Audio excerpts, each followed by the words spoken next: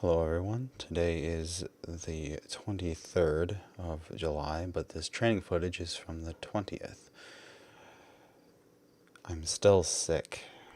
If you were wondering why I was doing the singing in the little Snapchat clip in the video before this, it's because when I have a sore throat, my voice tends to be a little bit deeper than it tends to be when I'm not sick, and I like to play with it, and that was not a good idea because I couldn't speak for much of the weekend.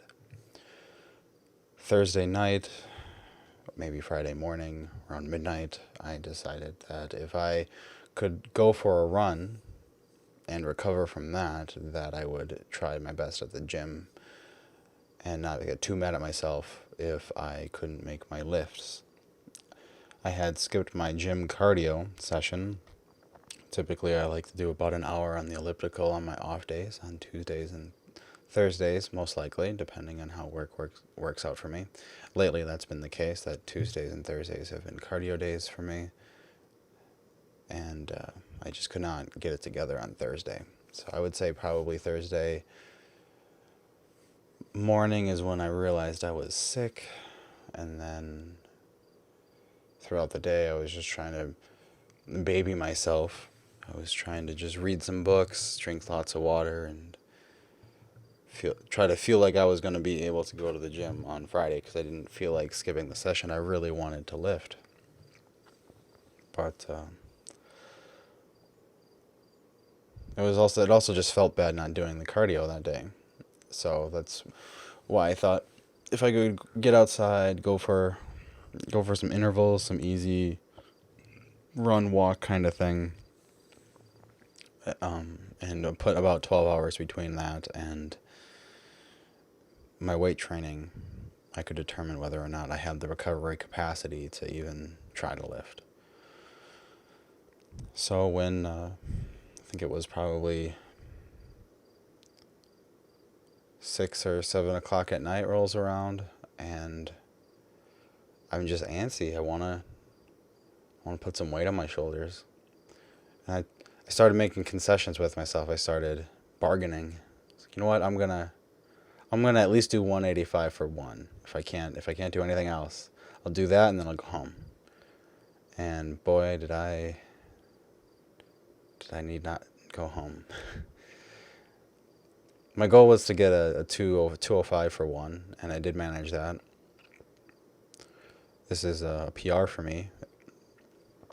And I was surprisingly not nervous, and I think a big part of that had to do with the what is it called? The Valsalva maneuver, the holding of the breath. If I was doing that thing where you take the breath in at the bottom and then exhale during the concentric, I don't think I would have survived this training session because my throat was killing me. And I was breathing like that on some other sets where I guess in the press is when I do this kind of breathing where I take a breath between each rep. And when the weight's not as heavy as it is on the squat, it's manageable to do this, but I feel like with the amount of pressure that I was generating during the squat, if I was trying to burst and gasp for air between reps, I would not have been able to do even a triple, I don't think, at 185 or something.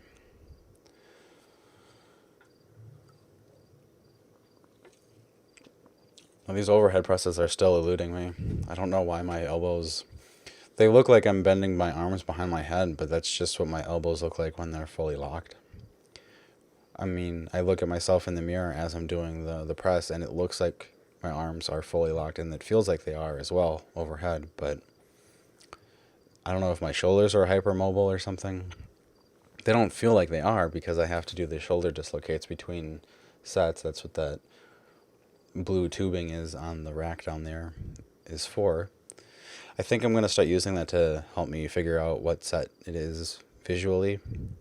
As I've been trying to edit these, I realized the problem with having sets across is that I don't know what order the sets came in unless I look at the order I recorded them on my phone. And that's not always the best way to do it because sometimes things happen to my phone. But fortunately, nothing happened to my phone this time. It just became obnoxiously obvious to me that I wasn't sure what order to put these clips in because my editing software kept crashing. So I was meticulously saving and double checking to make sure that I had these in the right order. This is probably the first workout that I'm not missing any clips with regard to how many clips I took. So it's let me think. How many clips did I take? 14 plus 5, 19 clips, I think. Yeah, so whatever. 100% success rate on my clips for once. I should have noted that in the other videos when there was a set that was out of sequence. So I think there are a couple, like rows, for example. I'm pretty sure there were a couple sets of those where it was sets of 5 for 5 sets, and there were only 3 demonstrated in the video. Pretty sure there were some things like that in other clips as well, or in other training videos, montages, whatever, that did not include all of the clips that I attempted to take. I think a big part of that is that I'm recording at 60 FPS instead of 120 FPS, so fewer of the files turn into WAV files.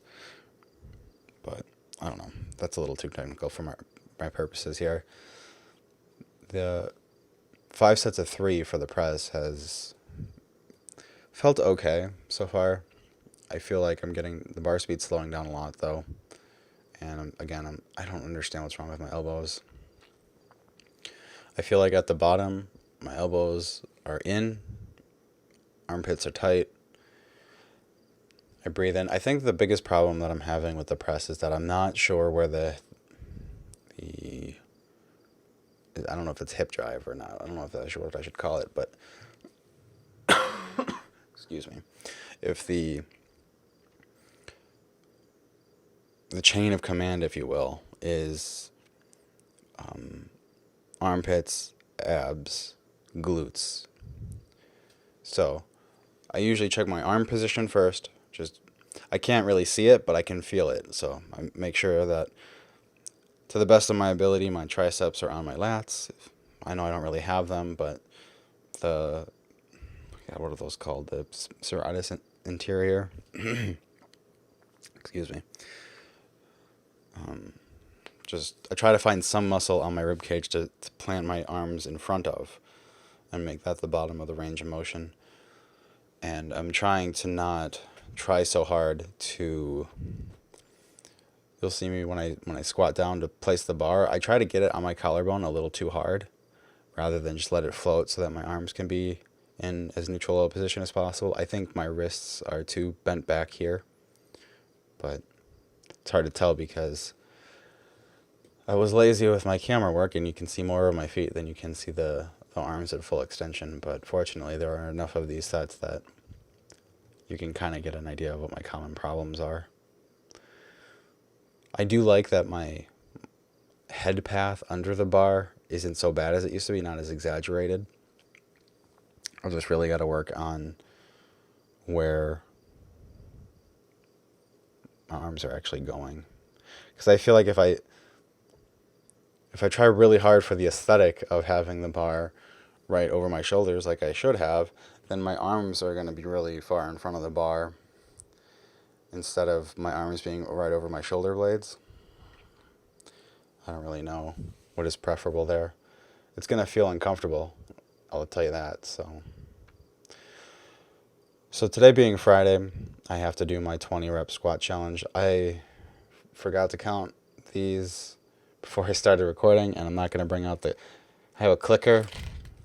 You can hear about the sound waves for that. I'm not going to do that for this whole video to count how many reps I'm doing on this squat. I'll do it when I'm done recording, and hopefully there's more than 20 here. But again, this is my only drop set for the squat. I did that last week with 65. I put in my 1 rep max into a rep calculator, and it said that my 10 reps should be about 135. So I split the difference. I figured, well, I'm doing 65 right now. Rather than doing 70 or doing 135, I'll do 95 here because I'm already exhausted probably from when I was devising the plan on Wednesday, I was like, I'll probably be tired by Friday. And then Thursday rolled around and I was sick. So I was also sick doing this. And this is where I was saying, like, taking those breaths between reps is going to really hurt my throat. I was really noticing it here. So hypothesis confirmed, I suppose. Some of these reps are really ugly too. I'm not really proud of this set, but with as much difficulty as I was having breathing, I'm not gonna kill myself over having butt wink on a 20 rep squat set.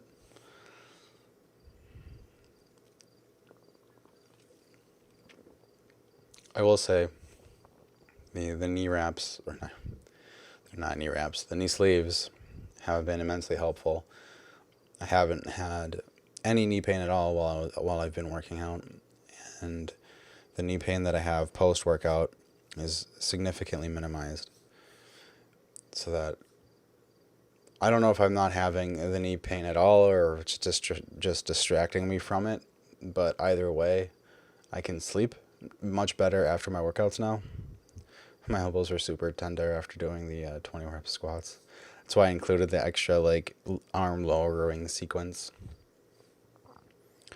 So on Friday, I decided that it would be a good idea to do the chin-ups instead of pull-ups.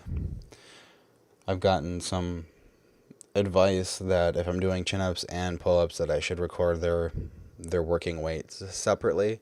So this was technically an easier day for the vertical pull because it's been at least a week since my last chin-up session. I've been doing lots of pull-ups because while I don't have that elbow / bicep tenderness anymore, I don't really want to cause it again either. So I thought I would just stick with the pronated grip for as long as possible. But per the idea that I want to do the more challenging or just the more volume in general on Fridays, that I would include the chin up on these days and get my volume for my lats in with some horizontal pulls or pulls from the floor in this case. Since I've already done barbell rows, pendlay rows if you prefer, I already knew what my progression was on this exercise.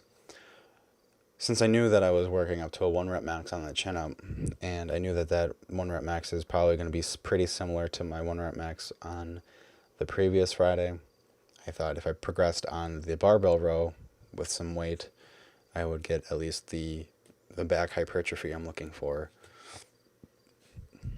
even though I'm not really getting the specific exercise strength adaptation that I would prefer.